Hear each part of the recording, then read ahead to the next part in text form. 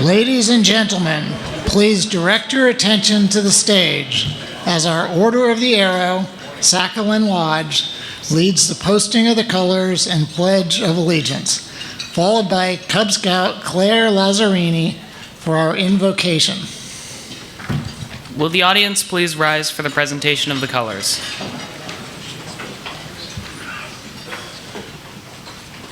Color Guard, attention. Color Guard, forward march. Audience, place your right hand over your heart, and Scouts, please salute for the procession of the colors.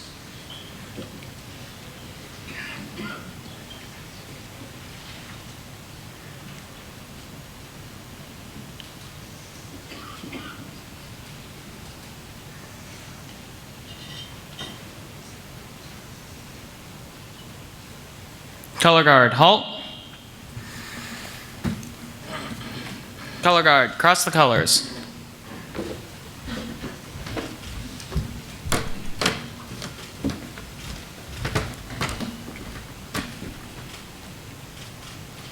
Color Guard, post the flag of the United States of America. Color Guard, post the flag of the great state of California. Color Guard, post the flag of the Silicon Valley Monterey Bay Council Boy Scouts of America. Color Guard, honor your colors.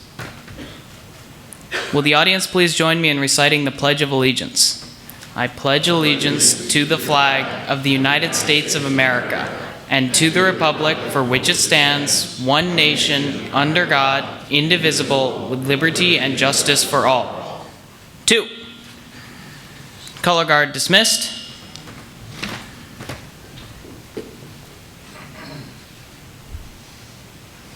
Color Guard halt. Color Guard at ease. Please remain standing. As many of you have heard in the news earlier this week, Norm Mineta passed away at the age of 90. Norm served as the United States Secretary of Transportation, Mayor of San Jose, and was an advocate of Scouting, serving on the board of the directors of our local Scout Council in the 1970s. The Silicon Valley Monterey Bay Council's Board of Directors will be passing a resolution of respect for Norm at their next board meeting. In his honor today, we ask that you take a moment of silence to remember this Boy Scout's impact on our community and country.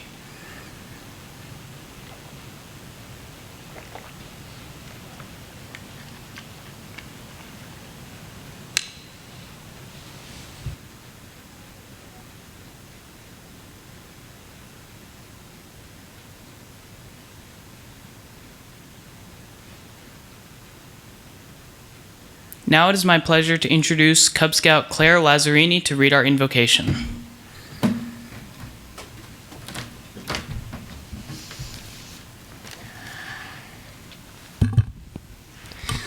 Hello and welcome. My name is Claire Lazarini. I am a Bear Cub in Pack 360. Thank you for attending today's breakfast. Please bow your heads for grace. Thank you, God, for this food and for our families and friends and the people in this room who support Scouting. Amen. Now, who's hungry?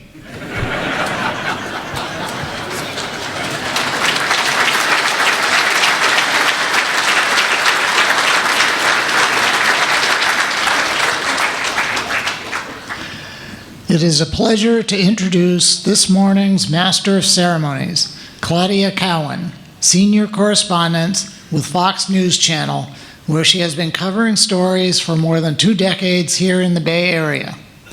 Growing up in Beverly Hills, Claudia was a Girl Scout and would sell Thin Mints and Samoas with the help of her mother, actress Barbara Rush.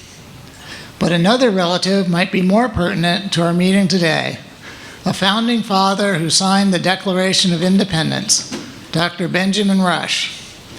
Today's youth benefit from his legacy of civic leadership as a number of elementary schools with Cub Scout packs and Scouts BSA troops bear his name. Claudia recently released a true crime podcast looking back at the Chowchilla school bus kidnapping, which sheds light on who the real hero was that night in 1976. Please welcome Claudia Cowan.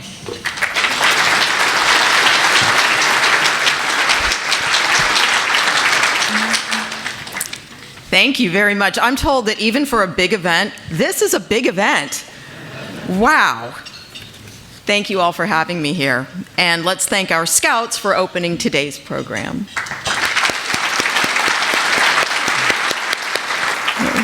So welcome to the annual Community Leadership Breakfast benefiting the Silicon Valley Monterey Bay Council Boy Scouts of America.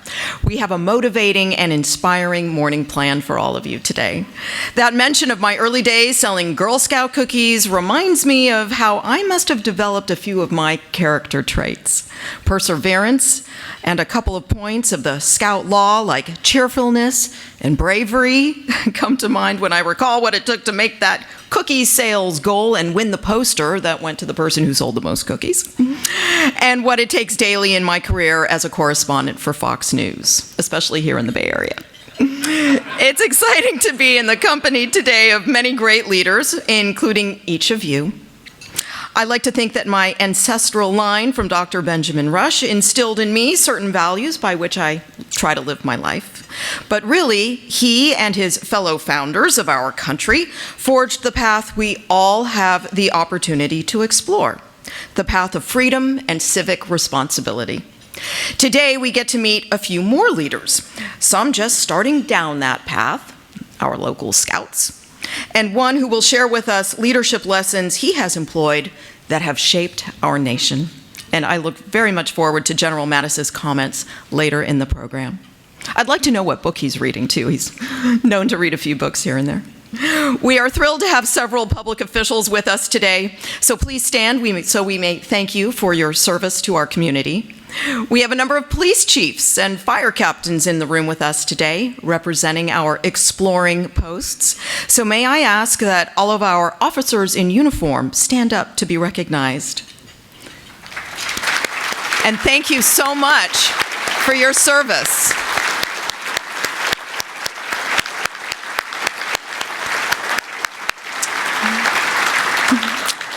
It is so exciting to be gathering again and to see so many of you come out this morning to support Scouting. I hope you took the opportunity to meet some new people and do a little networking.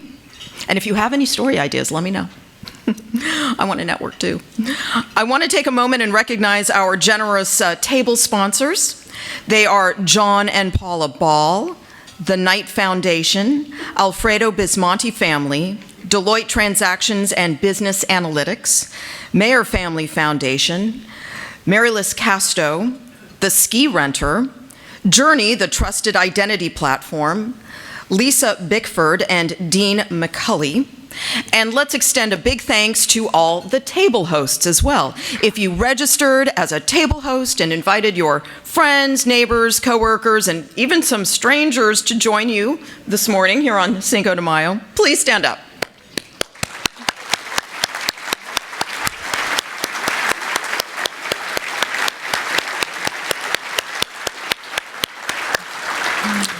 Thank you for helping to make this a great event, and a big event, as I said before.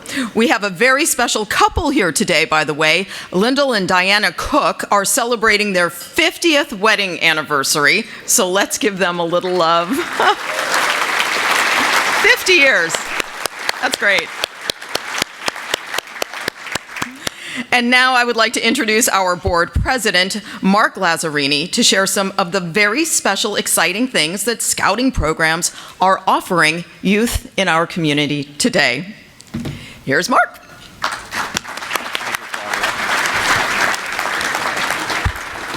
Claudia, you're right. This is a big event. Anyway, thank you everyone for waking up bright and early and being here this morning to support Scouting. You know, when I first heard that we were going to have Secretary Rice and now General Mattis, I just couldn't help but think how many Mr. Presidents they've met or have addressed. So I started to fantasize a little. I'm president of the council. Maybe I'll get a Mr. President. Or, the only time I hear that is from our Scout executive, Jason Stein, which is not bad, Jason, but you know, I thought that might be a elevated club just a bit. Anyway, thank you all for being here. Thank you, General, for pitching in for Secretary Rice. We'll give her a rain check. Maybe we'll get her someday in the future.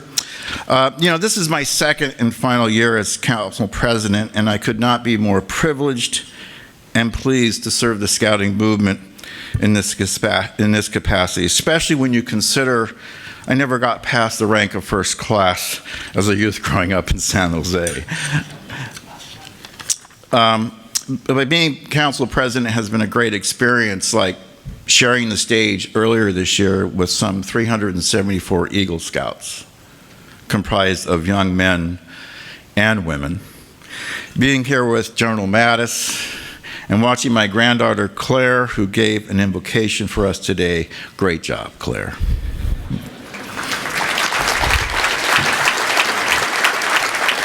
As great as these experiences are, it is second to my experience as a Scoutmaster and Cub Scout leader, along with the help of my wife, Jeannie, and the Rotary Club of San Jose. We were able to bring the scouting program to our youth, some who would never had that opportunity, and witness the transformation of boys into young men of character. Together, we were able to bring families and volunteers together in a safe environment for the purpose of delivering a program that built into our youth character, self-esteem, resiliency, compassion, respect for one another, a sense of community, and leadership. This also included watching our two sons, Daniel and Robert, attain their Eagle Scout rank, obviously outperform their dad. Today, these boys are using their scouting and leadership skills to run their own respective teams at their employment. Daniel, structural engineer at Bix Cardoza, Robert, running an animation team for Blizzard Entertainment. So we give a lot to scouting. We are a scouting family, and we see the benefits every day. Well, some of you in the room are familiar with what's going on in scouting. Others may not be so much, so let me share a bit. Like most nonprofits, the last couple of years have been an adventure, but we're proud of some 4,000 volunteers and our fewer than 25 staff members who have been together delivering the promise of scouting to about 9,000 youth. As families return to activities, as we emerge from this pandemic, it's exciting that so many are choosing scouting. In fact, as evidence, there's been a 10% growth in membership versus this time last year. That deserves a round. We have some very exciting programs. In fact, we are having our annual Scoutorama this Saturday at History Park. I invite all of you to attend. A traditional event favorite for thousands of scouts. We have 6 weeks of summer camp planned up at High Sierra, up near Pinecrest. We have sold-out family camps at Camp Cheeseboro and up in the Santa Cruz Mountains, and we have 8 Scout Day camps throughout our council. And with such robust activities at our camps, we are benefiting from communities, investors that have allowed us to make several improvements to increase capacity in these outdoor classrooms. In recent years, the scouting movement has undergone change. For some of us, not fast enough, especially like allowing girls into our traditional scouting program. Today, girls represent 21% of our scouting population and growing. And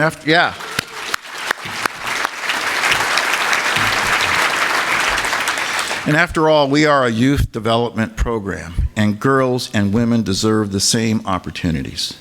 And let's face it, they help us guys up our game.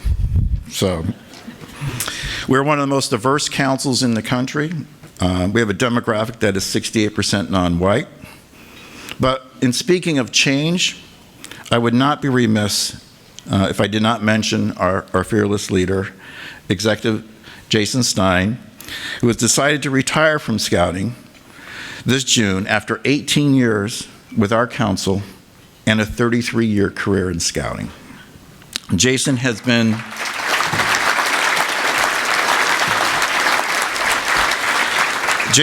so instrumental in our development, seeing us through a merger between Silicon Valley and Monterey Bay councils, a national bankruptcy to address and support the victims of abuses that mostly occurred a generation ago, dealing with a pandemic that required innovation and creativity to keep our PACs and troops engaged.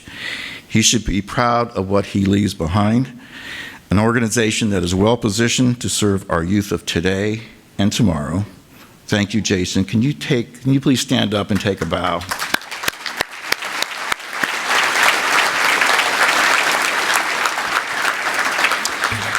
And so, speaking of our youth, let me now introduce a scout to tell you briefly about his very positive experience. Ricky is a 16-year-old Life Scout from Troop 468 in Fremont. He recently completed his Eagle project for the special needs community.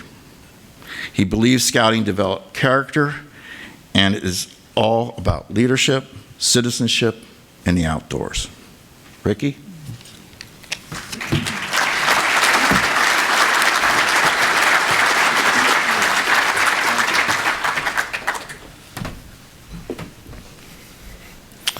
What is Scouting? That's what ran through my mind the first time my mom brought me to a local troop meeting in the 5th grade. All I had known about Scouting was from television. I thought maybe they went camping, maybe they made some s'mores or got chased by bears. But to my realization, I realized that they weren't actually doing all those. They were lining up in patrol lines, doing flag ceremonies, first aid activities. Maybe Scouting was more than just camping. And that it was. As I joined more Scouting activities, I began to see Scouting's emphasis on character, the Scout oath, law, and outdoor code, which personally to me is being the best citizen you can be in society for life. And all this taught me and helped me become more independent and mature, reaching a pinnacle in this past year when I took up the position of senior patrol leader in my troop. I led my troop of roughly 70 scouts, even more adults, and worked with our girl troop counterpart. And along this entire way, I felt like a big brother and a role model to the younger scouts, because when I was a younger scout, I looked up to the senior patrol leader, so I wanted to be that figure for them to look up to. Soon after my term, I began working on my Eagle project, and I wanted to do something different.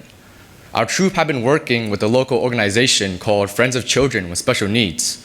But then I realized that the special needs community, at least in my local area, didn't have a dedicated troop for them. And even more, I realized that the special needs community could benefit just as much from Scouting as I could, as anyone else could. So my project idea started from something simple, but it soon began to become something much more.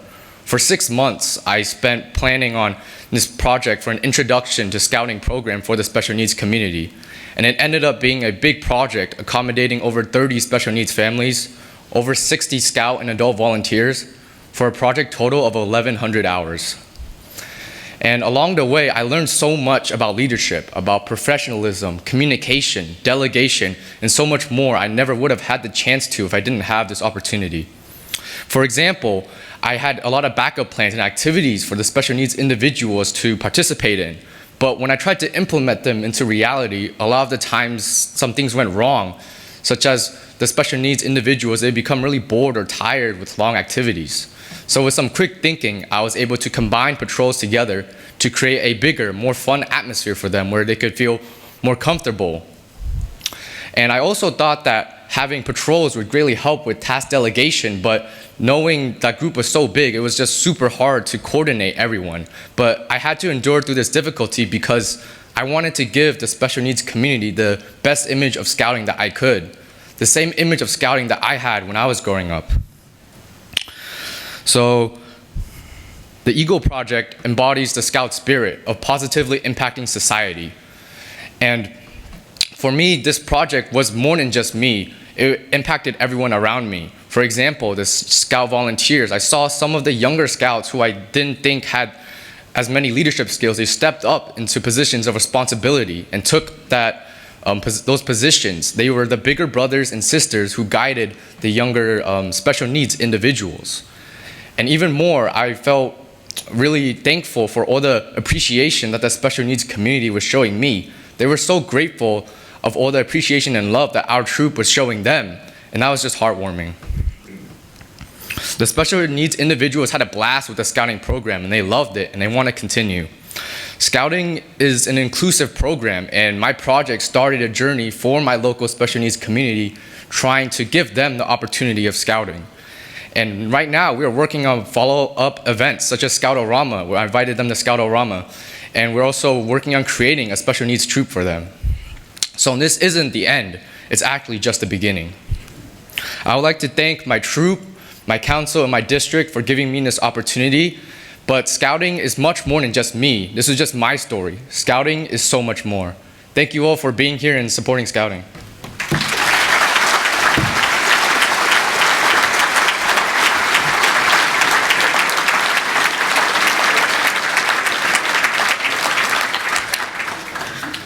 Wow, that was an incredible story. Thank you, Ricky. Just incredibly inspiring with your focus and your dedication, and I bet that community is extremely grateful to you, as we all are. Now I am thrilled to introduce Doug Erickson. Doug serves on the board for our local Scout Council. He has served as the Council Endowment Chair, Golden Eagle Campaign Chair, and many other positions over the years. Doug is also an Eagle Scout. Doug is married to his bride of almost 15 years, Melissa. Doug and Melissa are so into scouting, they named their son, a Webelos Scout, Baden, after Lord Robert Baden-Powell, who founded Scouting 112 years ago.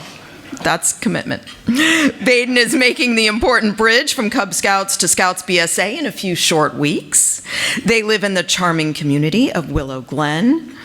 Wow, what are they putting in the water at your house? That's amazing. Professionally, Doug is the VP of Sales at Aptome. He serves a director at RVLVR, Revolver, and consults on GTM strategies with several companies in the Valley. On the heels of founding a Cub Scout Pack 3 at Canyon Heights Academy, Doug is embarking on the mission to found a Scouts BSA troop. So wish him luck. Please welcome to the stage Doug Erickson.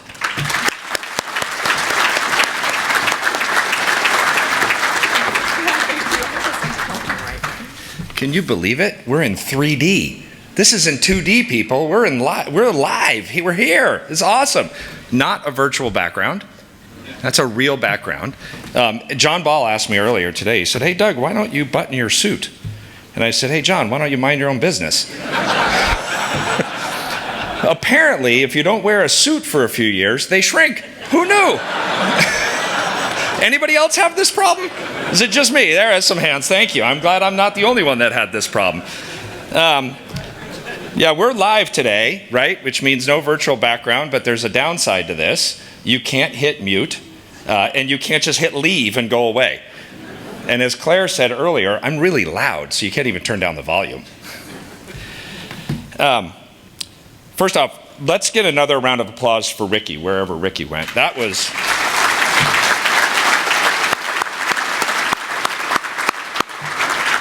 an absolute mic drop moment. I mean, that kid was amazing. That scout, that young man, that future leader of all of us is an amazing young man.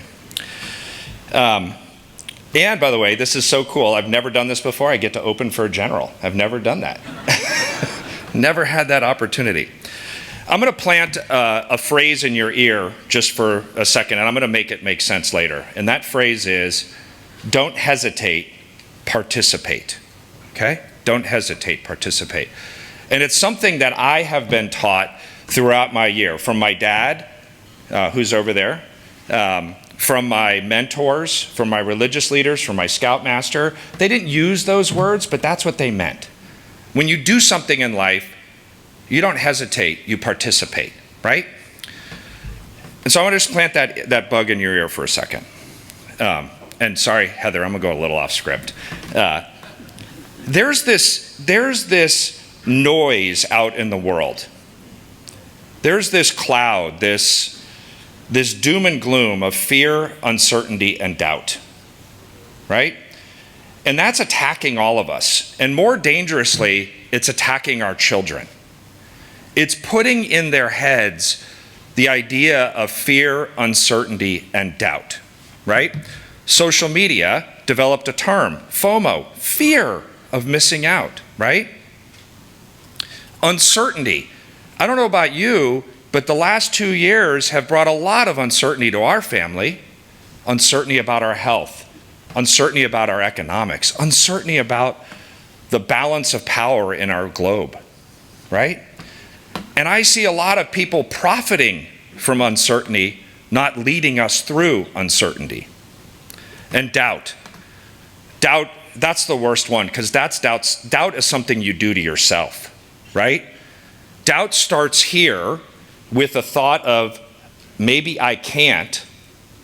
And if it gets to here as I believe I can't, that's terrible, right? And I think as leaders, we all know that doubt has killed more dreams than failure ever will. Fear, uncertainty, and doubt. In fact, it's kind of blossomed into this thing. Maybe blossom's not the right word because that's too positive. But it's kind of turned into this thing where we as a society think it's okay to watch, to witness, as opposed to participate. And if you need a case study for that, I'll say the Great Resignation. Think about this. We have an entitled society that says, I don't want to work. I don't want to participate. And I want you to reward me for not wanting to participate. That's horrible. It's terrible. And I'll tell you what, it scares me. And it doesn't scare me because I'm becoming an old man and it's those darn kids. It scares me because it's tearing apart the fabric of what has made this country so great, what has made our society and our communities and our friendships so great. I'm scared for our children because imagine we are struggling with this, imagine them. They don't have the tools to combat this, right? And I'm scared for my son. My wife and I have an 11-year-old son, and I'm a little biased, but he's amazing. He's funny, he's fun, he's smart, and he's becoming a leader. But I'm scared for him. Now, I'll tell you, we are blessed, my wife and I, Melissa, and I think I got 15 years right. I think that's right. I'm really bad at math. We're blessed because our son has developed a strong faith. And he's developed a belief in his God. And that belief tells him that his God believes in him. And that's powerful. That's bravery. Right? He can fight fear. I'm also really blessed. We're also really blessed because he goes to Canyon Heights Academy. And at Canyon Heights Academy, they believe in educating the whole child. The IQ, the EQ, and the FQ. The IQ, the smarts, the EQ, the heart, and the FQ, the passion for your faith. And I'll tell you what, every one of us has followed leaders that are smart, empathetic, and passionate. And those are the kinds of people we need to lead us through uncertainty. And if you ever meet a kid from Canyon Heights, put them on your team because they participate, they don't hesitate. We're also blessed because of scouting. Now, a lot of people say, oh, scouts, they learn to tie knots and start fires and do some first aid. Let me tell you something. That's what we do. But if you've ever been rock climbing and you're on the side of a cliff and you have to tie a one-handed bowline, that's confidence that will let you power through doubt. If your buddy has ever cut their finger and you've had to stop the bleeding and dress the wound, that gives you confidence to power through doubt. And if you've ever been in a rainstorm and had to build a fire to cook and keep yourself warm, that's confidence that will help you power through doubt. And so if you ever have the opportunity to meet a scout, you put them on your team because they participate, they don't hesitate. And why is that? That's because scouts, we live to a set of ideals. It's called our Scout Oath and Law, right? And as kids, we see how fast we can say them. We rush through them, and I can do it fast. I've been doing it for a lot of years. I won't mention because it'll make me sound old. I've been doing it a lot of years. But they're so powerful, and if you think about those words and you dissect those words, I would challenge you to come up with words that don't describe what we as a society need to fight fear, uncertainty, and doubt. And so I'm going to make two asks of you today. Just two. That's it. They're really easy too, by the way. Ask number one is, we're going to say the Scout Oath and Law together today. And why are we going to do that? We're going to do that because inside of these four walls, we're all learning to power through fear, uncertainty, and doubt. But those words need to be heard around the world. The Scout Oath and Law. And so I'm going to ask you to say it here today. We're going to not do it at my speed. We're going to do it at a normal speed. And then I'm going to ask you to think about those words and say those words tomorrow and the day after and the day after, because that's how we're going to win. Okay? So I think we have the words. Do we have them? Remember, don't hesitate, participate. Even if you're not a scout and you've never said them before, these words will ring true to you. I guarantee it. Let's start with the Scout Oath. Scout sign. On my honor, I will do my best to do my duty to God and my country, and to obey the Scout Law, to help other people at all times, to keep myself physically strong, mentally awake, and morally straight. Scout Law. A scout is trustworthy, loyal, helpful, friendly, courteous, kind, obedient, cheerful, thrifty, brave, clean, and reverent. 2. Look at those words. Man, they're beautiful. Ask number 2. Ask number 2. We need your treasure. We need you to help us. We need the fuel to get those words in front of more kids. That's where you guys come in. On your table, you have a table host. They have cards, okay?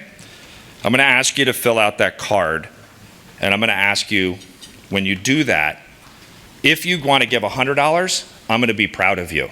But I'm going to ask you, is that how you want to participate? You want to give $350? That's awesome. I'm going to give you a big hug. But I'm going to ask you, is that how you want to participate? If you want to give $2,500, you can get a photo opportunity. But I'm going to ask you, with the general, I'm going to ask you, is that how you want to participate? If you want to give $5,000, you can get a picture with me. And I'm going to ask you, now that's participating. Okay? So I'm going to stop talking for a second because now is your time to not hesitate. Now is your turn to participate. And so table hosts, if you would please hand out the cards, and let's get to the business of propelling those words. If you're going to give at the $2,500 limit, table host, raise your hand so one of the staff can get you the card.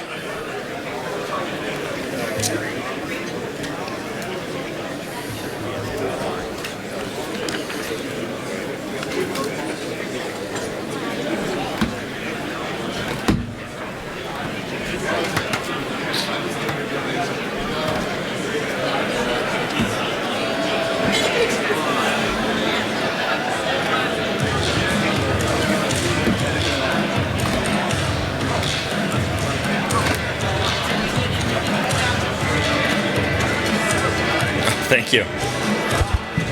If you have already donated, go ahead, write that number on the card and put underneath it, I already gave, but I'm so excited, I want to participate, I'm going to put the number down again. And if you want the photo opportunity, make sure you get one of these cards. And the staff is around, raise your hand, the staff will bring you one. Great. We've got some photo ops up here, please. And on this card, I need you to put your name, and then on the back, do us a favor, put what you're wearing. So when we get the picture, if it's out of order, we don't actually give you John Ball's picture. Now, table hosts, as you finish up, as you collect those cards, put them back in the red envelope and stand up. Table hosts, when you're done, please stand up, because that's the signal to everyone else in this room and to the world that your table did not hesitate. That's the signal that you participated. Fill them out, get them in the envelope, stand up.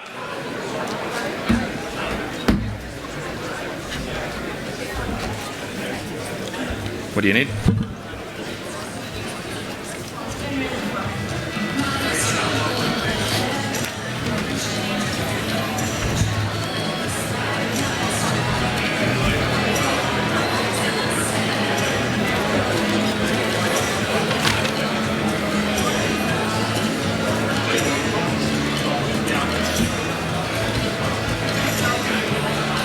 How we doing, table captains?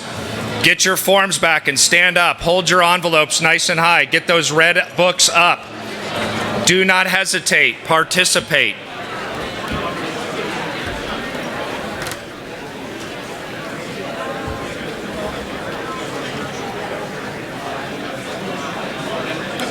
Okay, let's get back to it, guys. Wrap that up. We've got to get moving. Before I leave, I just want to share one more thing with you. Two more things, excuse me. Thing number one, thank you. Thank you, thank you, thank you. None of this is possible without your generosity, and we'll never win without your generosity. My final thought, and I hope you can hear me, my final thought is there are 4 things that you cannot get back in life. 4 things.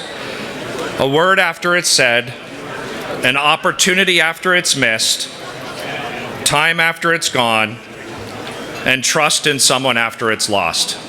So I ask you today, be great to yourself, be great to each other.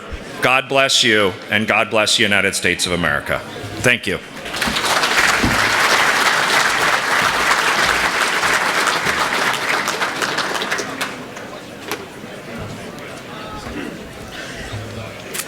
Wow, what a wonderful morning this has been. Thank you for your personal contributions and your support this morning of Scouting. It is such a special and important program that we really do need to continue to support, and you all make a huge difference.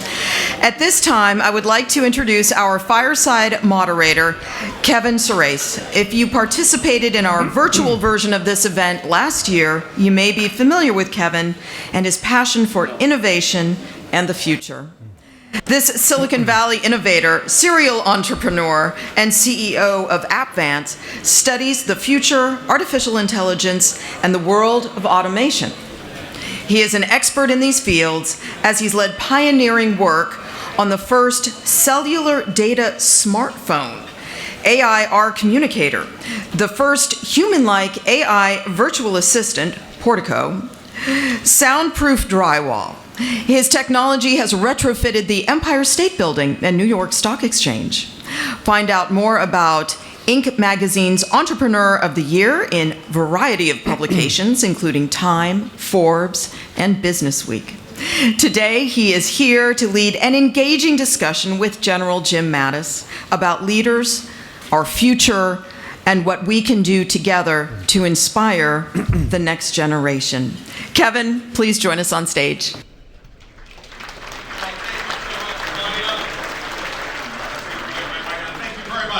Well, welcome everybody. I hope you continue to put little things in your red envelope. It is my distinct honor and privilege to introduce our keynote speaker today and guest this morning, the 26th United States Secretary of Defense, Jim Mattis.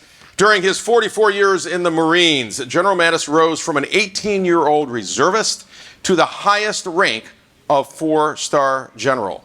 He culminated his military career as head of the U.S. Central Command, where he led over 200,000 American forces serving in the Middle East, overseeing operations in Iraq, Afghanistan, as well as parts of Syria, Iran, and Yemen. 4 years after his retirement in 2013, he answered the call again in 2017 to serve as U.S. Secretary of Defense. He is a Davies Family Distinguished Fellow at the Hoover Institute and is the author of the New York Times bestseller, Call Sign Chaos, Learning to Lead. Please join me with a big welcome for General Mattis on stage for our Fireside conversation. Thanks, Kevin. You make me sound better than my mom. No.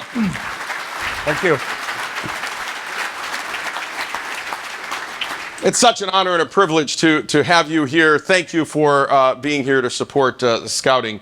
So I'm going to start with something easy. I'm going to call my inner Oprah here and try to learn a little bit more about who you really are. So when you get up in the morning, what does your entire morning routine look like?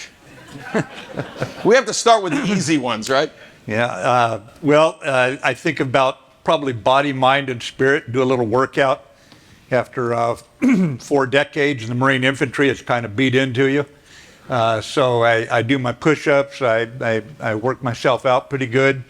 And then kind of in between all those things, I remind myself I'm not 18 years old anymore. And I do a little reflection, enter some emails, kind of get the bad ones out of the way early, so we can look forward to a better day, and read something called the Daily Stoic. It takes about 3 minutes, and about 2 hours after I wake up, I'm ready to go. Okay. Well, we'll all try to follow. What time do you get up? Well, probably pretty early, Like? about 4:30. 4:30. Wouldn't want to miss anything happening out there, I guess. Yeah. So let's move on. We just talked about this book. This is the book on leadership. It's right here. It's a spectacular book. It has over 5,000 five-star reviews on Amazon. So in 5 minutes or less, I paid all those guys. yes, that's in five. But I do recommend you go get the book. This is a fabulous sort of recollection of what you've learned. But in sort of just a few minutes or less, what are your secrets, the biggest secrets to leadership skills? While leaving a few of them secret, so we go buy the book. Yeah, I don't know if there's any real secrets to it. It seems almost timeless when you're in leadership positions, as many of you have been. But I was reminded this morning, we all need a morning like this, don't we? Where we get around people like this and we listen to Ricky. And just, I'm reminded that if you want to be a good leader, number one, don't ever take your success seriously. That's the biggest poison you'll stop learning. Every day is a school day as a leader. And I'm reminded the older I get, the younger my teachers are. And listening to young Ricky today was just motivating as all get out. I think one of the things is you got to be a good listener. Consistent with the Scout values, you've got to put others first. That's what leaders do. It's not about you, it's about the team. As Madeleine Albright used to say, there's no us and them in the U.S. Constitution, it's we the people. So you pull people together, you put others first. You remind yourself too, you don't get to declare yourself a leader. I mean, the President of the United States can commission you as an officer in the Marine Infantry, and with the advice and consent of the Senate, you're now an officer and a gentleman. Your troops will tell you whether or not you're a leader, and they'll be evaluating you every day. And they'll be evaluating you at times very unfairly, but welcome to leadership. So what you need to do is have a model. My model was player coach, seemed to be the right model for me. And then I studied someone that goes back to one of Claudia's ancestors, Dr. Rush, one of his colleagues, George Washington, who was truly, I think, the most boring leader I have ever studied. But I was wondering, how did this officer take these free men across America and slaves, who if they served for a certain number of years became free men, and turn them into a disciplined army and beat the Redcoats, the best small army in the world that was going to humble Napoleon a few years later? You know, there was no guarantee we'd get this big experiment we call America. And that Revolutionary Army was led by a man who believed in a leading philosophy of enabling others. Now, he's a big, commanding, intimidating guy, but he taught himself to listen, and he does it as a young officer in the British forces. He does it as the general. He does it as president. And he would listen with a willingness to be persuaded, not just to listen and say, thank you, I'm going to go do what I'm going to do in the first place. You mentioned I'd commanded, 200,000 U.S. troops in Central Command. I also had 50,000 Allied troops. The other countries had trusted us enough to put their troops under our command. Think about that. And I would caution my American officers, not all the good ideas come from the country with the most aircraft carriers. Good ideas come from everywhere. And you're never too old, never too senior not to be wrong. So Washington would listen and he would learn. He stayed non-judgmental. He stayed curious. He didn't judge early. He was willing to be persuaded. But what was he really doing there? He was showing respect to others, subordinates, the French generals who came to advise him, everybody. He showed respect. And then he would find a way to help them. Listen, learn, and then help. His troops at Valley Forge didn't have blankets, didn't have socks, went out, raised money, got money, used his own money, and bought them stuff. If the fighting was bad, and remember, he gets defeated time after time, he'd always move to the worst part of the battlefield to reinforce his troops, keep them fighting. And then he would lead. So listen, learn, help, lead. And it's never gone wrong, whether I was dealing with somebody I call Your Majesty or Mr. Prime Minister or Mr. President. And it didn't go wrong when I was talking to Lance Corporals 18 years old in the infantry. People so young, they got their name, infant soldier, young soldier. That's how the infantry got its name. And most of those lads are not old enough to buy a beer legally in California. The little buggers figured it out, by the way. But I would just tell you that listen, learn, help, lead, and be a player coach. Fabulous, fabulous. Speaking of leadership, in a more touchy subject, but very interesting, right? In your resignation letter from Secretary of Defense, you stated that your views on treating allies with respect and also being clear-eyed about both malign actors and strategic competitors are strongly held. You are such a professional. Tell us what led you to this point, to write a letter with such clear words, and would you do anything different today? No, I don't look back. I wouldn't do anything different. I would just tell you I was raised by the greatest generation, and they taught us that serving your country is a privilege and a responsibility. Whether it's Republican or Democrat, if you're asked to serve, if you're raised to serve, you go in and serve. But I'm also from the American West, and I don't trifle with people, and I won't be trifled with. It's not a macho thing. It's simply a responsibility. In this case, the greatest generation, think about them. They come home from World War II, and they look around at the world and say, what a crummy world. And like it or not, we are part of it. We're not going to make the mistake we made after World War I and retreat, then wonder why 100,000 of our buddies are killed in the war, a couple 100,000, why the Holocaust happens. We stay engaged, and they basically guide the world in such a way that it's a safer, it's a more productive world. Not perfect, but they didn't worry about trying to achieve perfection. They left that to God. They were just going to make it better. And by the time they got done, they'd created the most prosperous, freest country on earth in world history. And so when you're brought in like that, brought up by people like that, the idea that when we were attacked on 9/11, that all these countries, by the way, 49 countries served alongside us in Afghanistan, largest wartime coalition in history, when they are going to fight alongside us because we were attacked, we owe them respect. It's that simple. Over 1,400 of our allies' sons died fighting alongside us. I've never fought in a battle. I've fought many times. It's been a privilege.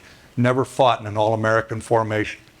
But the idea they could be fighting and dying alongside us and we would treat them with contempt or humiliation was just something I wasn't going to do, wasn't going to be part of. So there comes a point where you have to part ways because you're enabling what you believe to be immoral behavior. And dare I say, if you look at those words that we just read off the Scout law, the Scout spirit coming through loud and clear, it's not the way you treat your fellow man, fellow woman in this world. So now I wouldn't have changed a thing.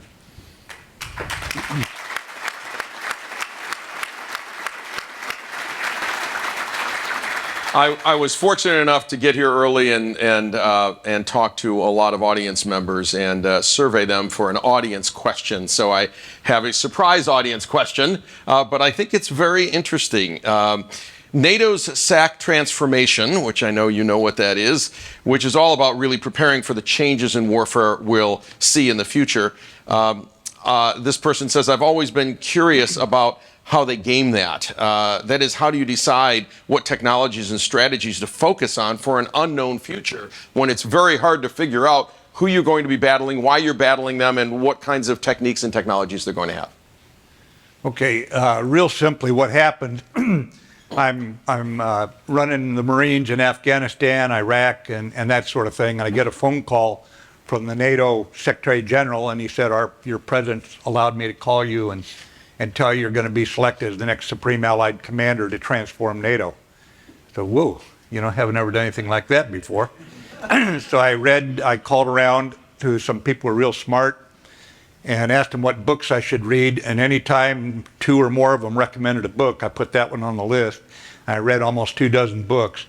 And when you're dealing with a crisis, and really that's what we were in at that point, because the tea leaves were starting to show for what was happening in the world between Beijing and Russia, what the collaboration and the threats that were growing. You're in a race right away in anything. Think of COVID, between time and knowledge. With COVID, think what we went through, and doctors and nurses and scientists are studying how is it transmitted, where did it come from, how do you treat it, can we make a vaccine? Meanwhile, people are literally dying. Well, in the military, what you try to do is accept you'll never get it completely right about the future. You must not get it completely wrong. So I brought in a whole lot of officers in NATO. They would send me their best and brightest because they're coming to America. And they basically sat down and figured out what the future might look like. And we called it multiple futures because, as one of our British colleagues pointed out, the foreseeable future is not foreseeable. But if you study history, you can start picking up on the right questions to ask. So we put the questions together, and basically we accepted that this is in 2007, that Russia was going to become a problem. It was very clear that China had a different view of the world than the democracies. We basically had political systems diametrically opposed. Republican and Democrat administration had tried to work with both Beijing and Moscow. We in the military, the intelligence services, we are paid to be your sentinels. So we prepare for the worst, is the bottom line. So that's why when you look at what's going on in NATO today, with the tragedy of the Ukrainian people being played out before our eyes, that's why NATO was ready to move. That's why in Europe and America the sanctions were ready, thanks to one of the best leaders in the world, Ursula von der Leyen, the president of the European Commission, because of the Secretary General of NATO, Jens Stoltenberg. The work we did in 2007 laid out the threats, and the game plans were basically being put together. And thanks to our CIA, we have restored America's credibility with much of the world that was starting to really doubt us in the foreign policy arena, especially after the surrender in Afghanistan. So it's going, I think, probably about as well as we can. Right now, if you look back at at my job as the Supreme Allied Commander there, mostly due again to all the good ideas we collected from others. Fabulous. Russia and Ukraine, speaking of Russia and Ukraine, what the hell is up with that, right? I mean, would love your thoughts on 2 things. One, what is Putin up to? This is on all of our minds. And number 2, what about that Russian military? I mean, is it a military? So there's 2 questions. Love to hear your points on both. Oh, it's a military. It's basically a railroad-oriented artillery army with a whole lot of tanks. And now you're watching this unfold. And by the way, it's very likely in Moscow they don't think they're losing. How's that for a radical idea? And they may not be. How's that for an even more radical one? Because they're going to flatten those towns that stand in their way if they can do it. And that's why what we're doing now, America's leading, but a lot of other nations are chiming in with to help us to stop the Russian army there without expanding the war, which is critical right now. And if you have any good prayers, say them for the president, because here we are helping the Ukrainians go through this tragedy and fight, but he cannot allow this war to expand geographically, expand from conventional into nuclear, chemical. It's a balancing act he's going through every day. So it was no surprise really that the Russian army was going to perform pathetically. They are very good at killing unarmed women and children. They proved it in Syria. We had fought them one time during my time as Secretary of Defense. Some of you will remember that, who were in the news and the intel services, about January, February of 2018, and they were pathetic. We didn't start the fight. We asked them to pull back. They insisted on coming after us, and we basically annihilated the force. And we did it in a way that it's just one of those things, why you keep gray-haired generals around, not your first war, your second or your third war. You just file it away there that they were such cowards that even when we told them, we'll stop firing, if you don't shoot anymore, come collect your wounded, and the cowards wouldn't even come across the Euphrates to collect the wounded. So we knew, and plus I'd seen the Ukrainian forces in training. I'd walked the lines and talked to their troops. Reluctantly, they were soldiers. They didn't want to be there, but they were going to fight. So it's not a big surprise. What's going on with Putin? He's not Hitler. He is not going to march on Paris with his tank army, okay? He'll fund Marine Le Pen and see if they can throw Macron out of office. But what he is a creature straight out of Dostoevsky. He goes to bed every night, ladies and gentlemen, thinking Russia's surrounded by nightmares. Think of you if you think you're surrounded by nightmares, and think of how you would react. And that's what he's doing. He is out to shatter NATO. He was eager to see NATO weakened. He's out to weaken the European Union and to show the strategic folly of this idiot. He has now managed to get Sweden and Finland to reverse basically 70 years of neutrality. And I think they're two leaders. I think they are both going to their governments are going to request that they join NATO. He wanted to weaken the transatlantic link. We are now stronger than ever. He wanted to weaken the European Union, which is united now in sanctions. He has doomed, absolutely doomed, his energy market in Europe. So you're watching this disaster unfold. And it goes back to your earlier question about allies. And an altruism from history is nations with allies thrive, nations without allies wither. And you're watching as Russia's economy, its military, everything about its society is withering before our very eyes. Very dangerous country, nuclear armed, but it is withering. So your prediction on this war, how and when does it end? We should be prepared for even more ghastly headlines, I think, coming out of Ukraine. It may look a lot like, I'm hesitant to make predictions because war is fundamentally unpredictable. I've learned that since I was a young officer, but I think it could look a lot like World War I here by summer, where they're dug in there in the Donbass, the Donetsk basin, facing each other. Large volumes of artillery fire, shifting of lines a little bit. The one thing that would change that is if they are able to encircle from the north, encircle the forces, the Ukrainian forces fighting. But right now, I think it's going to just settle in to somewhat of a frozen conflict, and I don't know how we get Putin a bridge out of the disaster he's created. It's going to be very hard for our diplomats, despite our spies' excellent work, and our spies have been magnificent. They have revealed every bit of Putin's planning since last November. Oh. And by the way, they've been proven right on every single point they made. So I think the valiant Ukrainians under their exhausted president are going to have a real challenge holding the Russians in, because they actually may be thinking they're winning right now.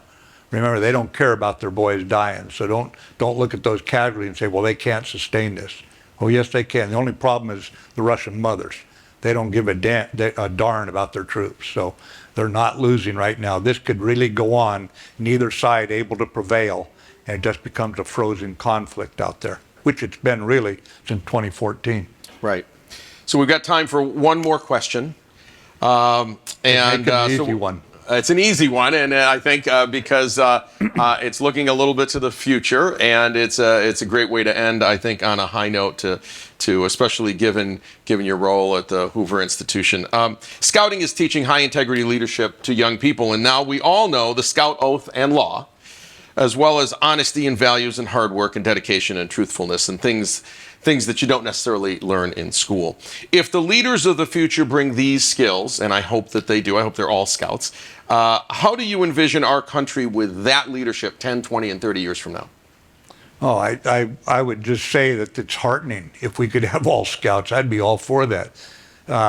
Maybe not 100%, but certainly pretty close to it. We'll clap for that. And the reason is, of course, that Scouts do put other people first. They're not thinking about themselves.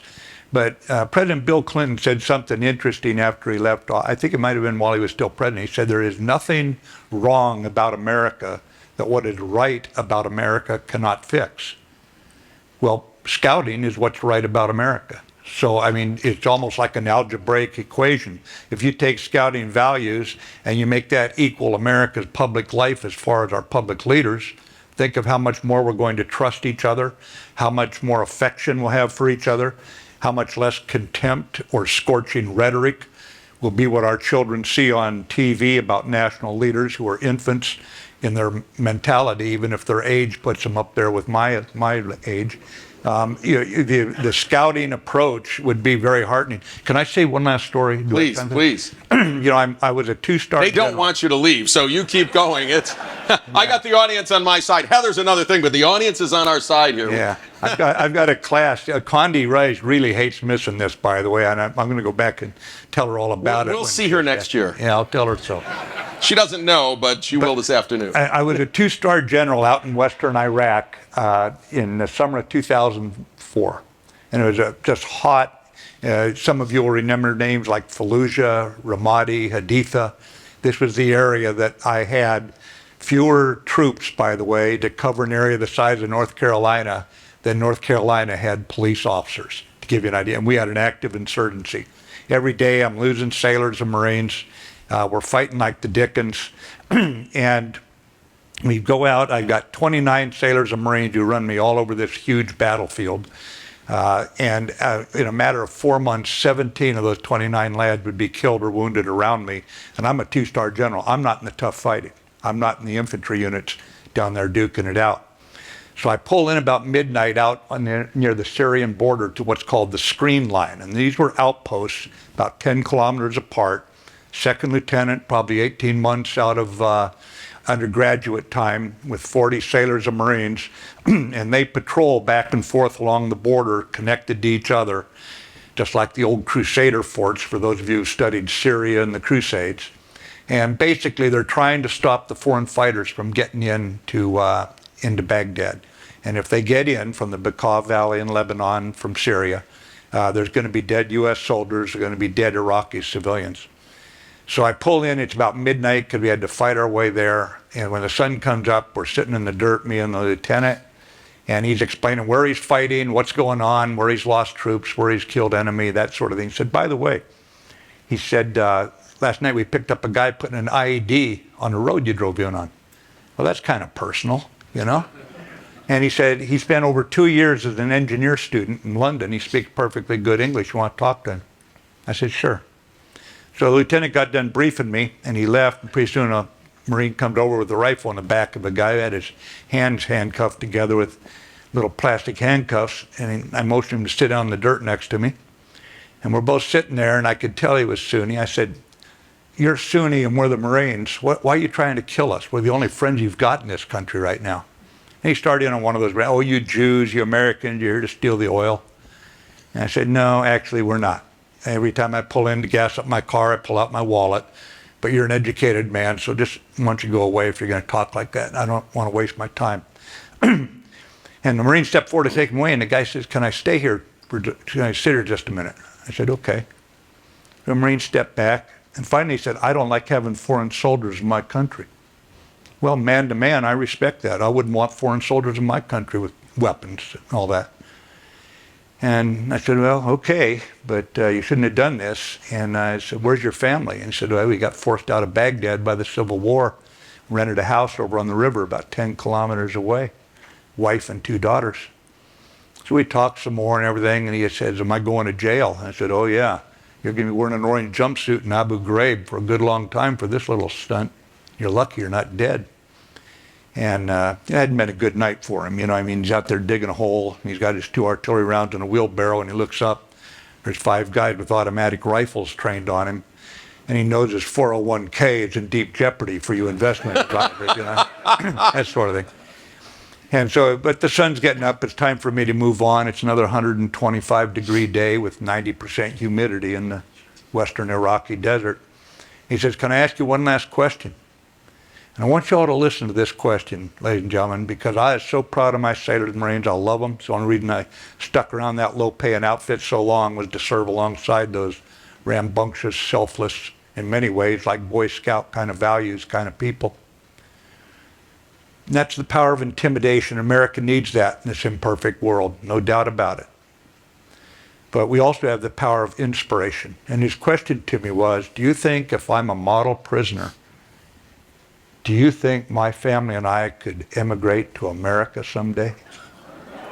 Now stop and think about, on the day your beloved country has most disappointed you, has broken your pea-picking heart, when you're so angry at the neighbor next door who's got a different candidate sign in the front yard, you remember on our worst day, our inspiration could reach halfway around the world and touch the heart of an enemy who's literally trying to kill us, but America's example cannot be denied.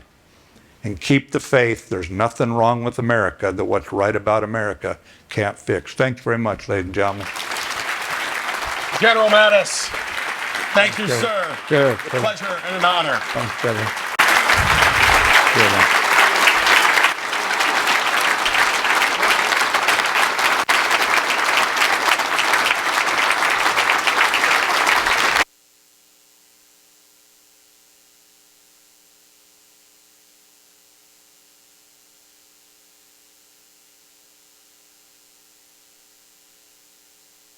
It is always a thrill to hear a wise man speak, right? And to share his stories. Thank you so much, General Mattis. On behalf of the entire group here this morning and the Silicon Valley Monterey Bay Council Boy Scouts of America, I really want to thank you for your inspiring message and your stories. Just amazing. In appreciation for your time this morning, we are presenting you with a campership in your name. This certificate represents a Cub Scout camp scholarship, and a young person this summer will be able to attend an exciting week of camp that they otherwise would not have been able to. So thank you for that. So if you still have your support card, you can still turn them into your table host, and they will get it to the right people. For those at the $2,500 level, the photo queue is out the door to my left. And what a morning, right? Amazing morning. We learned about exciting things about leadership, our future leaders who are today's scouts, like Ricky, and highlights of the scouting success in our local council, including membership growth, fun summer camp programs, and how we are serving our diverse population across all programs.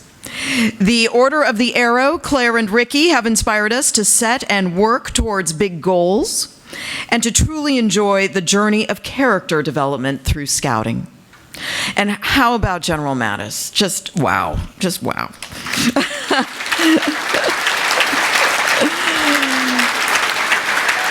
I am certainly inspired by his insightful and engaging thoughts born from years of leadership and dedication to his country. And all of you, through your support, are part of the positive, life-changing impact on thousands of local youth today and for the many generations to come. So on behalf of the nearly 9,000 youth members in our council, we sincerely thank each of you for taking the time to join us this morning to learn more about scouting. Have a great day, travel safely, and thanks again for being part of this life-changing program.